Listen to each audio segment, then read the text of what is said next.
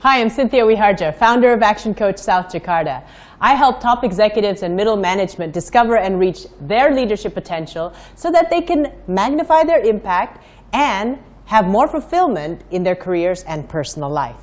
So, what if you can increase your relationship with your team, decrease misunderstanding in your communication, lower your stress level at work, and what if you can grow in your wisdom so that you could be trusted and be promoted to lead bigger and more diverse teams? Wouldn't that be cool? So here's the thing. In business today, the good thing is there's a lot of diversity. The challenge is there's a lot of diversity. Okay? And that leads to a whole lot of confusion. And what kind of leadership style should I be using here? How do I deal with different kinds of people? Generation gap, gender gap. And underlying all that is this very critical behavioral gap. Different people behave in different ways. Not everybody behaves like you. I'm sure you figured that out by now. And the question is, how do you become the best leader for such a diverse team? First of all, you also need to understand yourself. And trust me, it's not easy. I've been through the process. If you haven't figured out by now, I'm quite a dominant personality, And being a woman in an Asian context, it's not that easy. I was raised for 12 years in America, therefore I'm very Americanized. I'm Americanized Indonesian. So even if I speak Indonesian, I still have an Americanized mindset. So I was very in your face. I was very aggressive. I didn't really know how to adjust myself. And not just because of the culture, but even if I've worked here for many, many years now, it's also because of the behavioral type that I have. As a result, I was subject to a lot of criticism. I was subject to a lot of alienation. People said yes to me, even they didn't agree, but behind me, they weren't really happy. It wasn't just in my corporate leadership career, but it was also when I started building a business. There was a lot of resistance, and I tried to change myself. I tried to even be more submissive. And to be honest, with the process, I began to lose myself. I began to lose confidence in who I was. I began to lose confidence in what were my strengths. I began to think there was actually something wrong with me. When in fact, the only thing I needed to work on is really to discover myself and to enable myself to balance that expression of that wonderful dominance that does get results with a balance of more emphatic understanding of other people. And as I was working with my coach to discover myself, he helped me realize where to place myself in the organization, how to balance my need of being heard, my need of control, but also how to balance that with the flexibility and understanding of what other people needs. And as a result, less stress, more friends. It's fantastic. So I want to share with you this thing that has helped me. It's called the DISC behavioral profile. Now hold on. Some of you have heard of this before and are ready to stop the videos. Hold on. DISC has evolved over the years, and I'm here to give you the latest and the greatest. So just stay tuned, okay? So for those of you who are not familiar with the DISC, there are basically 4 different types of behavioral types. Let me make a note here. DISC is not a personality test. DISC is a behavioral test. Personality test measures like what you are, and it kind of assumes that you don't change. Behavioral tests are more practical in the business context because it is highly situational. You could behave a different way with your boss. You could behave a different way with your clients. You could behave a different way with one subordinate versus another. And for sure, you behave, hopefully, a different way with the people back home, your spouse, your kids. And the thing with DISC is it gives you different kinds of you in different situations. So it's a very highly situational test. So even if you know DISC, many people think it's a personality test. It's not. It's a behavioral test. And because it's a behavioral test, it has your natural behavior and it has your adapted behavior. The natural behavior is what you are naturally. It usually comes out in situations when you are highly stressed or when you are highly relaxed, okay? Both extremes, you express your natural self. The adapted self is who you are in your role. So let's say you're the role of the director of operations. You have that role. You may be expressing a certain type of behavior. When you go back home and you become wife or you become husband, then you have different kinds of behavior. You have different kinds of roles. So that's your adapted role.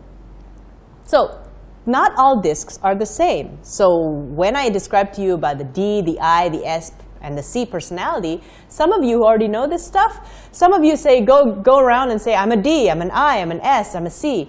Well, it's not that simple. Through the evolution of DISC, we've discovered there's 12 integrated behaviors.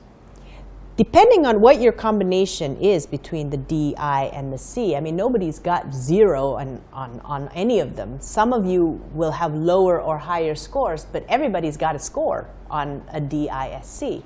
But depending on that mix of scores, you might actually behave differently. So you take two people who say that they are S's. Depending on the combination, they behave completely differently, and you're wondering, why are they so different? I don't even recognize them. It's because they have a different combination. So that's what we call the 12 integrated behaviors. We're not going to go through all the details in this video because it'll just take too long. I usually do a full day workshops on these things. And it's a very interesting topic because it opens up different possibilities for us. But I just want to focus on the 4 main types for now. The Ds are the dominants. They are the natural leaders in the group. Let's say you're arranging some kind of project. You might have the tendency to pick a D without even knowing that they're a D because there's something about them that exudes leadership. Okay, so that's the D ship. And the Is are the life of the party. They light up the room. They make you smile. They make you happy. They know how to be all outgoing and people-oriented and stuff. So that's the Is. The S's are the stable, supportive, secure people. Okay? The S's are great in a team. They could be the best team player you have because they know how to support you, they know how to support people, they know how to take part in that team. And they're relatively invisible, so all the D's and the I's can get all the attention they want, and the S's are happy to be in the back. The C's are the conscientious ones. They're perfectionists. They're highly analytical, great with details. You usually find them in technical jobs or accounting, finance, things like that. Something that requires analytical skills. So that's the little bit about the D, the I, the S, and the C. The question is, what are you? So there are 2 questions that you might want to ask yourself. The first one is, do you think you're more task-oriented or do you think you're more people-oriented? The second question is, do you usually take a direct approach when dealing with people, or do you usually take a more indirect approach? So, after answering these 2 questions, let's say you are task-oriented direct, then you're a D. If you are task-oriented indirect, then you're a C. If you are people-oriented direct, you're probably an I. And if you're people-oriented indirect, you're probably an S. So the next question is, how do you lead with your DISC profile? How do you become the best S leader that you could possibly be? What is it about your D-ness that needs to shift so that you can adapt yourself to other people? So that's what I want to cover in the next few minutes. Let's start with the C's. They're the top 3 leadership tips I want to give to a C. Number 1 is realize that perfectionism doesn't exist. Lower the frequency of your criticism. And the C's tend to be so perfectionist and so high standard and so detailed that if, let's say, there's a project and maybe there's 100 things wrong with it, you would point out, all 100 of it. And by pointing out all 100 of it, you have basically demotivated and may have demoralized the team. Unknowingly, I know you mean well. So my proposal is focus on the top 3. Focus on the top 3 that makes the most impact and discuss that with constructive feedback mechanism. So that's the first tip. The second tip with a C is check less often. Sometimes we tend to be micromanaging our team if we're Cs. You're checking a lot of things, having a lot of systems, and it bogs people down. So again, determine the top 3, the top 5, whatever it is, the top things that you need to check, and maybe the rest will just fall in place by itself. Okay? But don't micromanage people. Leave them to do their stuff and be more result-oriented instead of overly procedure and protocol-oriented.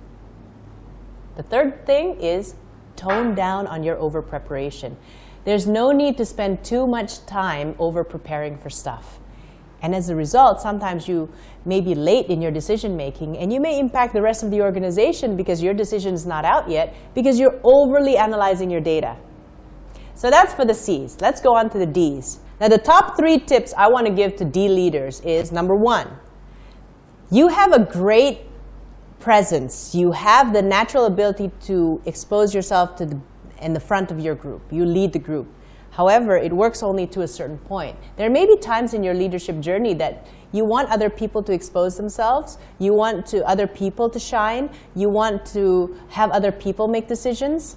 Now, you need to back off. You need to know when to kind of tone down your dominance. Because naturally, people are hesitant to take over you because you're so good at what you do. So unless you naturally tone yourself down and you naturally, consciously back off and allow other people to step forward, there will probably be a time where you realize that you're always leading the same group and you're not going anywhere in your career either because you're always needed in your group. So if you want career advancement, if you want your people to grow, back off and let them lead.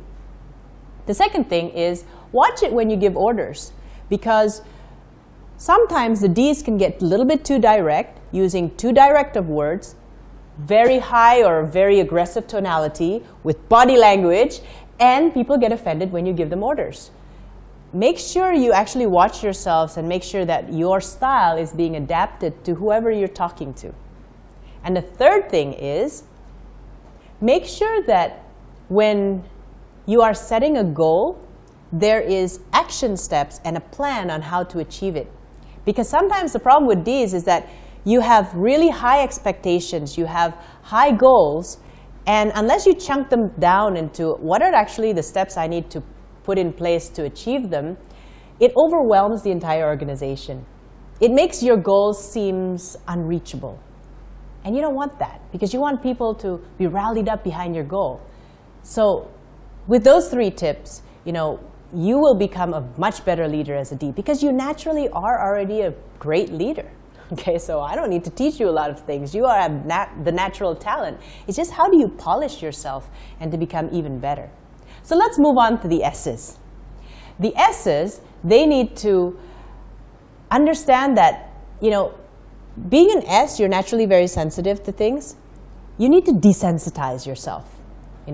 Don't get too bogged down with your feelings and getting hurt when people do stuff to you, because it's probably just business. Especially if you're dealing with a high D, they will offend you pretty much all the time. Okay, so learn to deal with it and desensitize yourself. Learn to be more objective. Secondly is stretch yourself out of your comfort zone, because the S natural style is to stick with something you know. Okay, so I challenge the S's to kind of try something different. Maybe try something different every week, and in terms of, just to practice yourself to change, try a new menu at the lunch every week. Take your spouse to a different place every week, and just try out change. Maybe you'll even like it. And do the same with your business as well. The third thing I would like to emphasize for the S's is learn to express your feelings. The S has a tendency, when you are confronted with something or when you're uncomfortable with something, you will acquiesce. You will give in, even if you don't agree. And people will think you agree, but you actually know you don't. So the idea is start expressing yourself more openly so that other people can understand you better, and you'll be surprised. They're actually pretty much like you enough to be able to give in to you at one time or another, okay? So express yourself. You've been a very supportive team player. It's time for other people to know how you really feel. So let's move on to the I's. The I's, you need to be more attentive to details, especially if you're leading a team or a project, or you have people under you who have their own tasks. How do you create a fun and a simple system to keep them accountable? How do you get your priorities straight and your organization of the tasks straight? Okay, so attend to more of the details. Number 2 is base your decisions more on facts rather than emotions, because the natural tendency of the I is actually to go with your emotion, go with the flow, go with your intuition. And you may be lucky sometimes, but it also helps to also base your decisions based on facts. The third is actually just to write things down. Don't rely on your memory, because especially if you're leading an organization, you have a lot of projects, you have a lot of people under you, have a written system. Your mind tends to be distracted very easily. You have a tendency to be more active than the other personality profiles. So it's easier for you to keep track of things if they're actually written down. So those are the top 3 things for the I's. Now, the myth we all have when we are learning the DISC and we start taking the assessments and we discover who we are, we start putting ourselves in this nice, beautiful box and say, this is who I am. I am a D. I can't change. I'm an I. I can't change. I'm an S. This is me. The reason we're learning all this is to get you out of the box.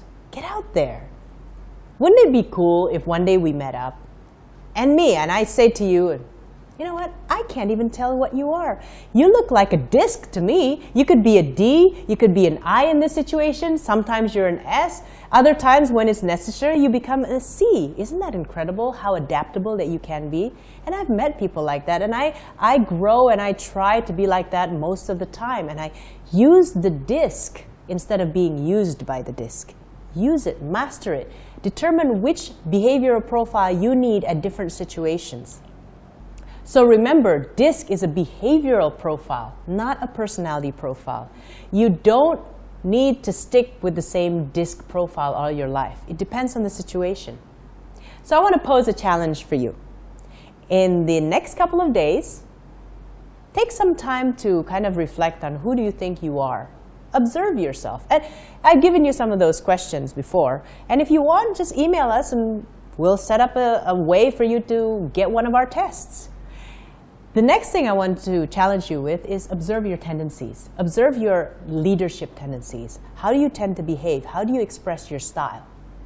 And then take some of the tips that I've given you and start improving your leadership style. So you can start growing even before you come to my workshop, even before you get coached by me. So start improving by these videos. This is what they're for. So if you've enjoyed this video, please make sure you help your friends by sharing this video to them as well. Help them in their leadership journey. Help them boost their career. And please comment after these videos. I'd love to hear your comments. Comment on what you valued out of this video. Comment on what you've learned. Comment on what you've done after doing this video. I want to hear your successes. And I hope when we meet up, it becomes even more fun because it feels like I already know you. And I will read them personally and I will reply to them personally. So I hope this video has served you. Remember, we only live once. We only have one chance to express our true, unique leadership self.